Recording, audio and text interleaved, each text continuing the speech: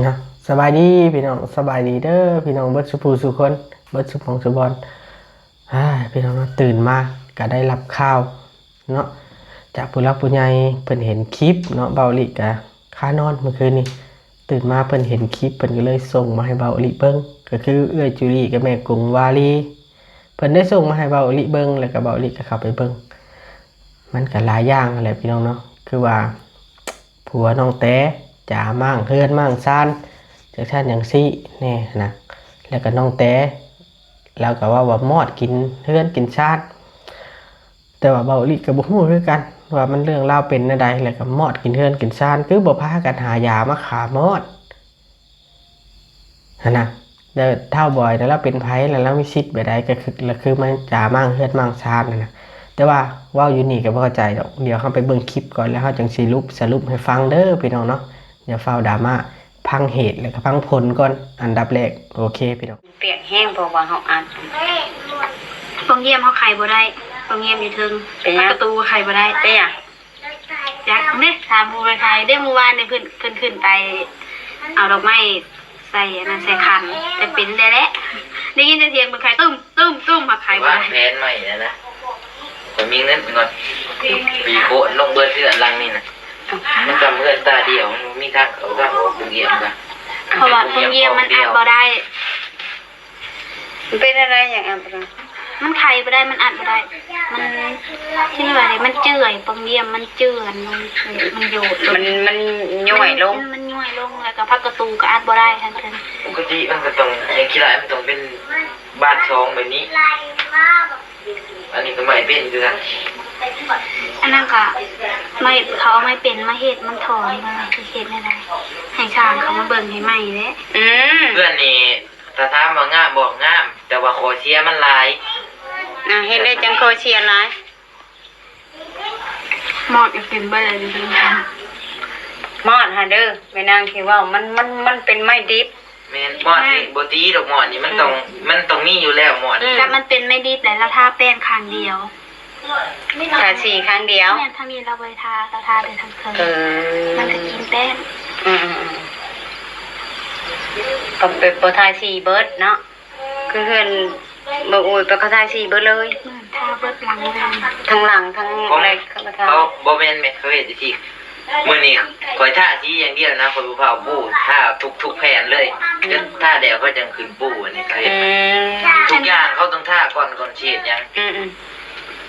เราเรื่องอันนี้เฮาแบบบ่อยู่เนาะตอนนี้ก็ดีใจแล้วได้สิ่งนี้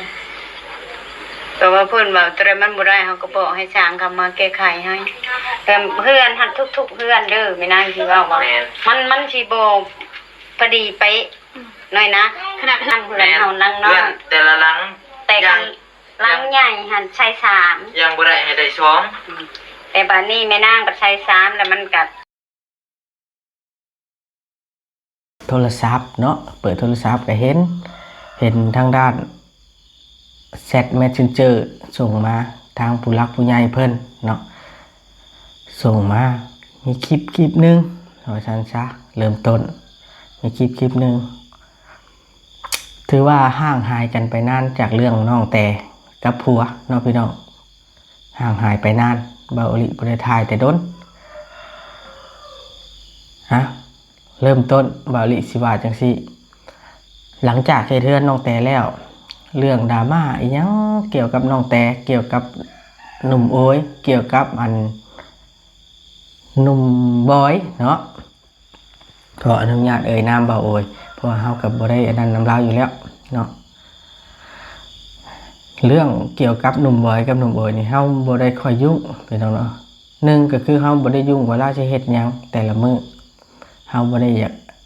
วนวายว่าซั่นซะหลังจากเฮาเฮ็ดเฮือนให้แล้วเฮาเอาเฮือนขึ้นเอาซานให้เพิ่นขึ้นอยู่เนาะเพิ่นจัดพิธีขึ้นอยู่เรียบร้อยแล้วเฮาก็ถือว่า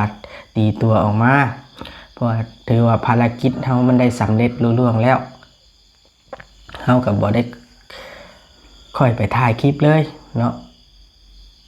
FC น่าจะเข้าใจและก็ติดตามเบาหลีตลอดเนาะถือว่าเบาหลีนี่ถ้าได้รับงานจากผู้ใหญ่งานใดงานหนึ่ง ก็คือเราจะเฮ็ดเต็มที่ทำงานตัวนั้นเราจะบ่ยุ่งเรื่องอื่นที่มันบ่เป็นประโยชน์เนาะเอามื้อนี้เข้าเรื่องเลยเนาะพี่น้องเนาะหลังจากที่ห่างหายไปนานเกี่ยวกับเรื่องน้องแต่นี่เฮาบ่ได้เว้าเลยเป็นหลายเดือนแล้วเกี่ยวกับเรื่องน้องแต่นี่นะตั้งแต่เฮาเฮ็ดเฮือนให้พุ่นละเริ่มต้นเนาะเมื่อวานนี้ทางด้านสาวนางดงมะแงวเนาะก็คือเอ้ยนางนั่นแหละเพิ่นได้ไปถ่ายทำเอาเรือนเอ้ยเทืองเนาะเรือนเอ้ยเทืองถ่ายเรือนเอ้ยเทืองแล้วก็ต่อมาก็เอ้ยนางแล้วก็ได้ย่างเข้าไปยามแล้วว่าสัมภาษณ์อันน้องกระแตฮันได้ไปสัมภาษณ์น้องกระแตฮัน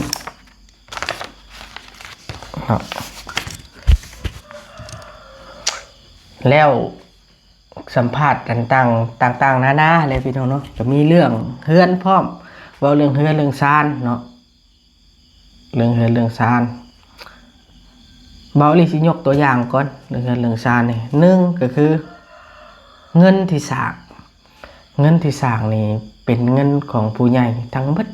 100% บ่มีเงินน้องแต่กับผัวแม่แต่บาทเดียวเงินที่สร้างเงินที่ซื้อดินเริ่มต้นจากดินอยู่โน่นสันเริ่มต้นจากดินอยู่โน่นสันเลยพี่น้องเริ่มต้นจากดินอยู่โน่นสัน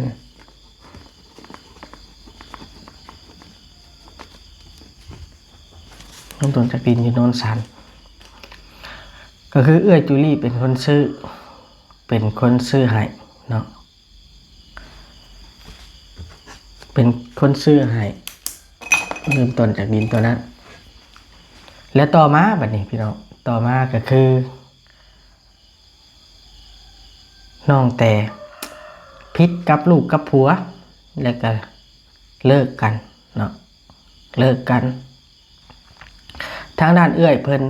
กับผู้ใหญ่ก็เลยตัดสินใจขายในดินตอนนั้นมาสร้างอยู่ดงมังแงวบ้านเกิดเมืองนอนของเราเนาะถือว่าดินนี่เป็นของผู้ใหญ่ 100% เนาะและกาเฮือนก็เป็นของผู้ใหญ่ 100%เงินแต่ละบาทบ่แม่นเงินของบ่าวบอยกับสาวแต่จักบาทเลยเนาะตัวนี้เริ่มต้นจากตัวนั้นเลยบ่ลีเรานี่ก็คืออยู่ต่อมาน้องแต่กับอันผัวปัจจุบันเนาะก็คือท้าวบอยนี่ได้กลับไปอยู่อันแขวงสารวันบ้านผัวกลับไปอยู่แขวงสารวันบ้านผัวทางผู้ใหญ่เลยเห็นว่าย่านน้องแต่นี่บ่มีที่อยู่ที่เศร้าก็เลยว่าให้เบาอลินะหาดินหาดอนเพื่อซื้อแล้วก็สิปลุกเฮือนหลังนึงไว้ให้น้องแต่แล้วก็น้องน้อยอีก2 คน 3 คนนะมีน้องแต่น้องตุ๊กน้องติ๊กน้องมิกถือว่า 3-4 คนนี่มีสิทธิ์เท่าเทียมกับน้องแต่สามารถอยู่ได้เลยเนาะช่ำกันเลยสามารถอยู่ได้บ่แม่นของน้องแต่เพียงผู้เดียวและทุกอย่างคืออธิบายให้กันได้รับรู้เบิดแล้วเนาะแล้วก็เฮือนหลังนี้จะบ่มีสื่อของผัวคนปัจจุบันของน้องแต่อยู่เลยก็คือท้าวบอยเนาะพี่น้องเนาะถ้า FC ที่ตามมาแต่โดนก็คือสิเข้าใจได้ตัวนี้ว่าเฮาบ่เคยเว้าถึงแล้วก็บ่เคยเว้าว่าสิเหมาะเพื่อนหลังนี้ให้ผัวน้องแต่กับน้องแต่ FC ย้อนกลับไปตั้งแต่แรกๆแต่ว่าน้องแต่สามารถพาผัวมาอยู่ได้บ่เนาะถ้าสมมุติว่าอันในอนาคตน้องกระตุกเนาะ น้องกระตุกสมมติว่าน้องกระตุกนี่ขออนุญาตนำอันนี้ก็ได้บ่สามารถมั่นคงขนมแกนว่าฉันซักกับครอบกับครัวก็สามารถคืนมาอยู่นำได้เพราะว่าเพื่อนชาลานแปลนนะมันเป็นของครอบครัวกระเจ้าเนาะบ่มีผู้ใดผู้หนึ่งสามารถเอาผัวหรือว่าเอาเมียมาอยู่คุมเป็นเจ้าได้แต่ว่าเด็กน้อยแต่ละคนต้องมีสิทธิ์อยู่ได้ในลูกของแม่เฒ่าแต๋วเนาะป้าแต๋วฮะก็ถือว่าเว้ามาป่านนี้ก็คือ FC น่ะที่เข้าใจแล้วว่าเงินทุกบาททุกสตางค์ต้องเว้าก่อนว่าเป็นเงินของผู้รักผู้ใหญ่ทั้งเบิดเบาลิสิเว้าในความที่ว่าเฮาเห็นคลิปบาดนี้พี่น้องเอ้ยเนาะมันสิยืดสิยาวโพดว่าคลิปนี้นี่เบาลิสิออกมาเว้าก่อนว่าสาเหตุที่เฮาสิเฮ็ดคลิปในมื้ออื่นนี่มันมีแบบนี้เนาะตามที่เบาลิได้ฟังเนาะได้ฟังเรื่องราวต่างๆที่เอ้ยนางเราไปสัมภาษณ์หนึ่งก็คือจับใจความได้ว่าหนึ่งน้องแต่นี่เราเว้าเรื่องมอดกินเฮือน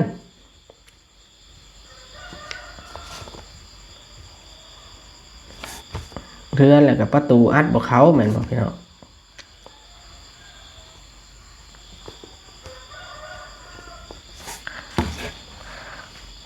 เบาลิสิอธิบายตัวนี้แล้วค่อยจังที่ไปเว้าน้ำเขาหนึ่งก็คือเรื่องมอดกินเฮือนติว่ามอดนี่มันกินเบิดติว่าสร้างในเฮ็ดบ่โอเคเบาลิสิว่าจังซี่เด้อในตัวนี้ฝาก FC เข้าใจนะหนึ่งก็คือน้องแต่กับผัวจะบ่มีสิทธิ์สั่งอย่างเลยในสร้างจะบ่มีสิทธิ์สั่งอย่างเลยในสร้างเพราะว่าสร้างนี่มันเป็นสร้างจากจุลี่แม่กงวลีน่ะช่วยเหลือมาจากเพิ่นช่วยเหลือมาแหละกับเพิ่นเอาคนของเพิ่นมาเฮ็ดเนาะเพิ่นพอใจในสร้างผู้นี้เพิ่นพอใจในสร้างทีมนี้เพิ่นจ้างและเพิ่นช่วยเหลือทีมนี้เพิ่นเอามาเฮ็ดงานของเพิ่นจะบ่มีสิทธิ์ติว่าเป็นชั้นเป็นที่โอ้ยสร้างเฮ็ดแนวนั้นแนวนี้แต่เสนอได้แต่ติอันละมาคอมเพลนนี่มันบ่เป็นตามีหยังก็ต้องเว้าสองก็คือเฮือนนี่มันเฮ็ดมาได้หลายฟ้าหลายเดือนแล้วเฮ็ดหลายฟ้าหลายเดือนเมื่อมันมีมอดขึ้นเนาะพี่น้องมอดขึ้นหรือว่าแมงกระเบื้อหรือว่าอีหยังก็ตามที่มันมาทำลายมันเป็นหน้าที่ของเจ้าของเฮือนสิดูแลรักษาว่าสิเป็นพวกเป็นมอดมันเป็นหน้าที่ของเจ้าของเฮือนที่สิซื้อยาซื้อนั่นซื้อนี่มาขากำจัดศัตรูไม้เส้นว่าปวกบ่ปวกหูว่าปวกขึ้นเจ้าต้องซื้อยาฆ่าปวกมาใส่มดขึ้นเจ้าต้องซื้อยาฆ่ามดมาใส่มอดเจ้าต้องซื้อแนวมาฉีดใส่มันจึงถูกต้องคันเจ้าที่ให้สร้างนะมานำแก้อยู่หันแม่ตั้งแต่หมดตัวหนึ่งขึ้นเฮือนเจ้าสิมาติสร้างว่าสร้างเฮ็ดบ่ดีสิติว่าเอาไม้มาเฮ็ดบ่ดีเจ้าบ่มีสิทธิ์ขนาดนั้นเจ้าบ่มีสิทธิ์ขนาดนั้นในเมื่อหนึ่งก็คือเงินแต่ละบาทมันบ่แม่นเงินเจ้าเป็นผู้เฮ็ด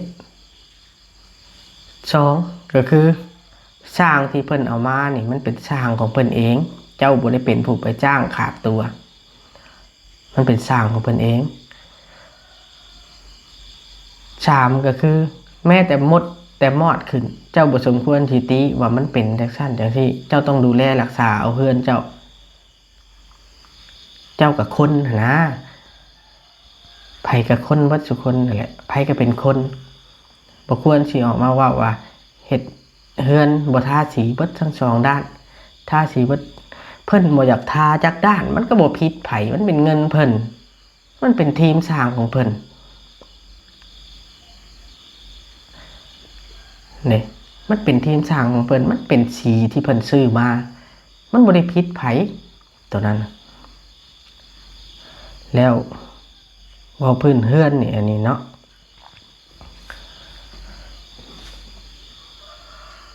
มันบ่ผิดไผมันอยู่ที่ความพอใจของผู้อยู่มันอยู่ที่ผู้อยู่น่ะเจ้าของเฮือนน่ะดุมันบ่ในการรักษาได้บ่เฮ็ดเฮือนให้แล้วรักษาแบบใดก็คือคันคิดว่าฝนตกฝนสาดเจ้าก็เอาผ้ากระตังน่ะผ้าดำนำมาปกก็ซ้ำนั้นเรื่องมันน่ะเพิ่นเฮ็ดให้หลายผ้าหลายเดือนแล้วหัวมันหัวเจ้าก็ซื้อซิลิโคนมาหยอดเฮ็ดได้เฮือนเจ้ามันสินอนได้แนวมันสิบ่หัวมันก็ซ้ำนั้นมันของฟรีเนาะเห็นได้ล่ะมันต้องแบบนั้นเจ้าต้องรู้จักรักษาแล้วก็เบิ่งแย่งเอาของเจ้าเพราะว่าทุกอย่างนะมันเสื่อมสภาพไปตามกาลเวลาคือประตูนี่ที่อธิบายไปนี่ที่มันอัดบ่ได้นะส่วนมากนะมันผลตกใส่แล้วมันเบ่งมันบ่คือยามแล้งนี่มันแห้งแล้วมันร่วงเหมือนบ่เฮาเฮ็ดยามแล้งนะเฮาเฮ็ดขับไว้เพื่อว่าบ่อยากให้มันร่วงแต่ว่ายามฝนน่ะมันต้องขับอยู่แล้วยามฝนเพราะว่ามันแจบเด้การเฮาเฮ็ดห่างไว้แล้วมันยามแล้งนะมันสิห่างกว่าหันมันสิบ่โอเค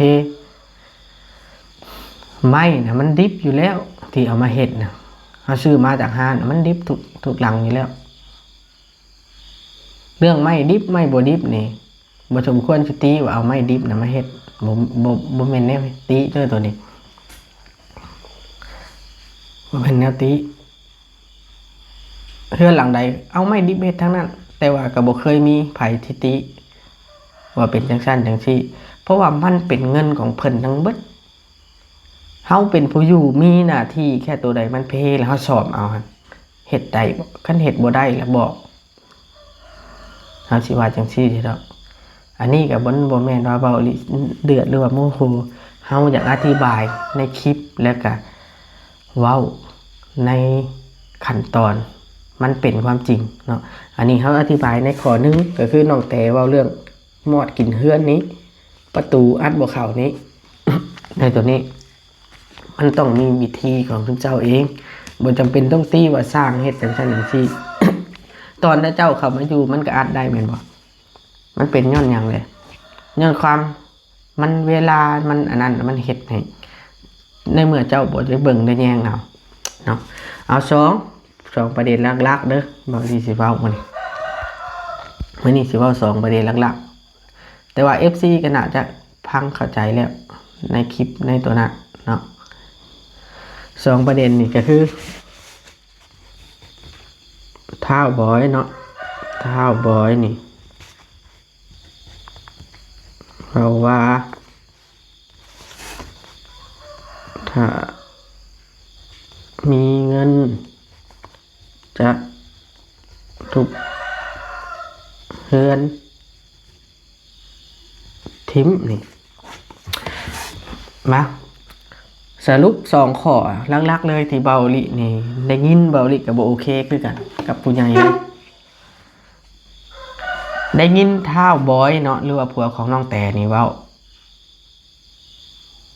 ประตูนี่มันอัดบ่ได้ประตูนี่มันอัดบ่ได้ถ้ามีเงินจะทุบเฮือนหลังนี้ทิ่มทุบลงเบิดเพิ่นว่า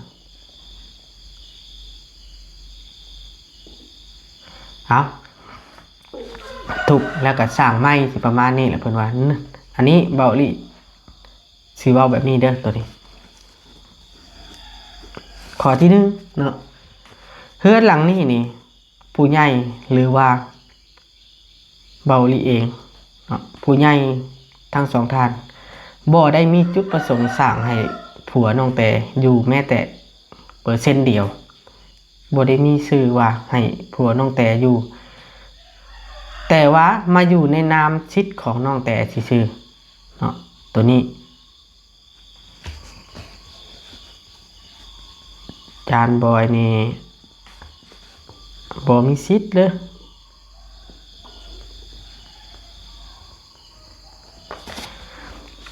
จานบอยนี่บ่มีสิทธิ์จิบมาเว้าสั้นเว้าสิจะทุบเฮือนทุบซานว่าเป็นเฮือนตาบอด ประตูต้องมี2 บานหรือบาน2 บานขึ้นไปอันนี้นะพี่น้องเนาะเว่าความซื่อซะมันบ่แม่นว่าผู้ใหญ่เป็นหนี้เป็นสินกับเจ้าได้บ่แม่นว่าผู้ใหญ่นี่เป็นหนี้เป็นสินน้องแต่กับผัวจังสิเฮ็ดตามความต้องการของเขาเจ้าได้1ก็คือเพิ่นสร้างให้แล้วเรื่องของเจ้าอยากอยู่ก็อยู่บ่อยู่ก็อยู่เจ้าบ่มีสิทธิ์มาติมาเว้าว่ามันบ่ดีจังซั่นจังซี่เจ้าบ่มีสิทธิ์จะทุบในเฮือนที่เพิ่นสร้างในเฮือนที่เพิ่นเฮ็ดเจ้าบ่มีสิทธิ์จะทุบออกอากาศ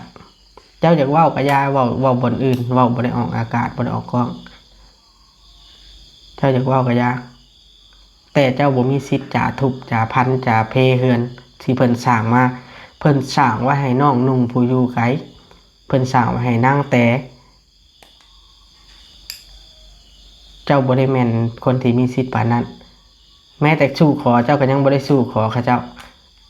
มาอยู่ในนามที่ว่านางแต่เอาเป็นผัวซื่อเจ้าบ่ได้มีสิทธิ์ปานนั้นตัวนี้เดี๋ยวเบาลิเข้าไปเดี๋ยวเบาลิสิถามเรื่องนี้พร้อมเนาะเรามีสิทธิ์หยังมาจาอันมากจาอันนั้น1ก็คือหลังจากมื้อแรกที่เสร็จเรียบร้อยเนาะมื้อแรกที่เสร็จเรียบร้อยนี่แต่ละคนว่างามแล้วเฮือนน้องแต่ที่ประตูอัดแจบอัดได้2ก็คือขึ้นเฮือนขึ้นชานเรียบร้อยแล้วพากันมานอน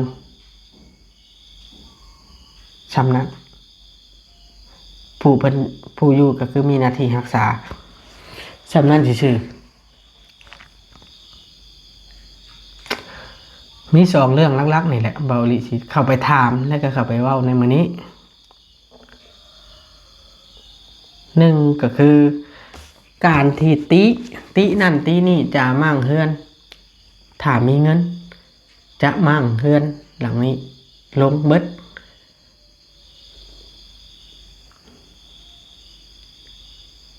เว้าลิบ่โอเคผู้ใหญ่เพิ่นก็บ่โอเคอีกที่จะเว้าแบบนี้ผัวสาวแต่นี่แล้วบ่ได้มีสิทธิ์ปานนั้นเฮาเฮ็ดให้น้องแต่แล้วก็น้องตุ๊กน้องติ๊กน้องมิกมาว่าอยู่ยามบ่มีบ่อนอยู่แล้วก็อีกอย่างนะผู้ที่ถูกช่วยเหลือนี่ผู้ที่โดนช่วยเหลือนี่1คือบ่พอใจแล้วเจ้าบ่เอา2ก็คือเจ้าบ่มีสิทธิ์เว้าหยังในเมื่อเงินน่ะมันเป็นเงินเพิ่นทั้งเบิดเจ้าบ่มีสิทธิ์เว้าหยังเลยเจ้าบ่มีสิทธิ์ว่าตัวนี้มันบ่คักบ่งามตัวนี้มันบ่คักบ่งามเพิ่นบ่ได้ถามความคิดเห็นเจ้าแบบนั้นเจ้าบ่มีสิทธิ์ว่าเฮาบ่อยากได้ก็แม่นบ่เอาบ่มีไผบังคับคือถ้าบอยนี่เราบ่อยากอยู่แล้วก็เมื่อเพื่อนเราชำนะเราบ่จะเป็นต้องมาจาทุกเพื่อนทุกซานแบบนี้ตัวนี้นี่เบาลิยังสิได้ขับไปเว้าอยู่เนาะมีชำนี้ละเบาลิสิเว้านะให้ FC รอฟังผลนำกันเลยไปเอาเนาะต้องย้อนกลับไปเบาลินี่บ่เคยสิเข้าไปวุ่นไปวายเฮ็ดเทือนชาวเทืองนี่จักมือแล้วเบาลิไปอันเฮ็ดเทือนชาวเทืองเห็นบ่คลิปที่เบาลิไปถ่ายน้องแต่กับผัวบ่มีย้อนว่าเบาลินี่บ่อยากละเมิดความเป็นส่วนตัวของไผอีกหน้าที่ของเฮาก็คือการช่วยเหลือ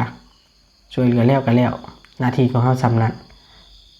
ดนๆนะเฮาอัปเดตเทื่อนึงว่าการเป็นอยู่เป็นจังได๋นะเฮาเฮ็ดเป็นนั้นแต่ว่าเฮาสิไปนั่งจี้เอาคือเก่านะเฮาบ่เฮ็ดต้องเข้าใจเฮาบ่ได้เคยไปวุ่นวายเด้อแต่ว่าเรื่องนี้นี่มันต้องถึงที่สุดในขั้นตอนตัวนี้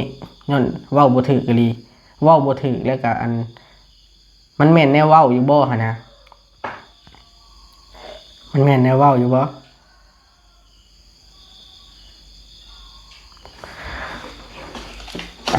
มันแม่นแนวเว้าก็จังเว้าเนาะงั้นบ่แม่นแนวเว้าบ่ต้องเว้าอันนี้เป็นใบตาดินเด้อพี่น้องนี่เป็นใบตาดินน้ำบ่อนน้องแต่อยู่นี่แหละเพราะว่าเป็นยังเบาลิจะมาเก็บไว้นะเบาลิบ่มีสิทธิ์อยู่แล้วอยู่หั่นแต่ว่าเบาลิเอามาเก็บไว้ตามคำสั่งของเอื้อยจูลี่ ของแม่หลวงวลีทั้งสองทานเพิ่นแล้วอันนี้ก็ใบอันนั้นนี่ใบที่ขายใบมอบกรรมสิทธิ์ใบมอบกรรมสิทธิ์นี่ได้ลงนามว่าหมายเหตุดินดังกล่าวห้ามขายโดยบ่ได้รับอนุญาตจากผู้ใหญ่นางจูลี่และบ่าวโอลิมันแบบว่าบ่ได้ขาดกับข้าเจ้า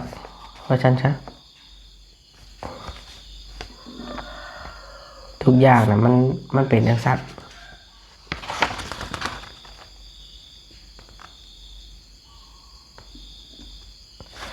เพราะว่ามันมีเป็นลายลักษณ์อักษรเบิดแล้วก็ชื่อตัวนี้นี่มันยังเป็นชื่อเบาลีอยู่ตัวนี้ครับใบขอบท้องนี่นะสาเหตุที่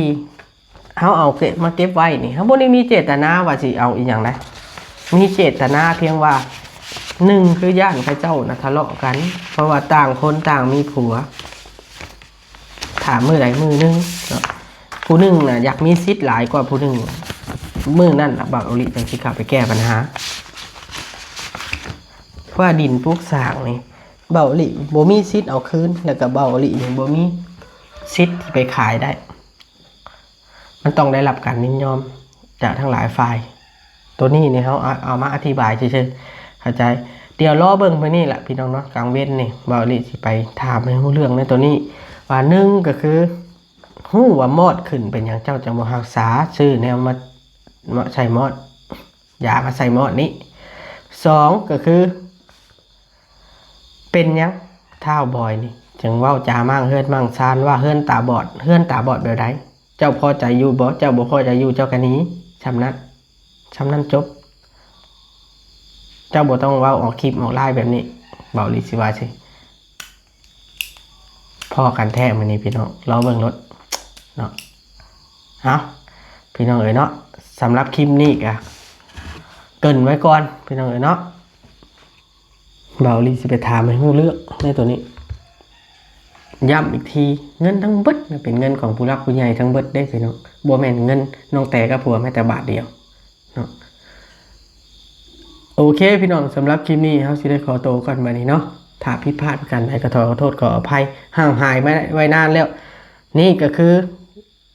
ผู้ใหญ่เพิ่นส่งมาหาเบาลีแต่เช้าเนาะเรื่องนี้เพิ่นบ่พอใจแล้วก็เบาลีก็บ่พอใจอีกที่เว้าแบบนี้แล้วเป็นไผเนาะที่สิมามั่งเฮือนมั่งซานทั้งที่เขาบ่ได้สร้างให้เราเนาะเอาสบายดีพี่น้อง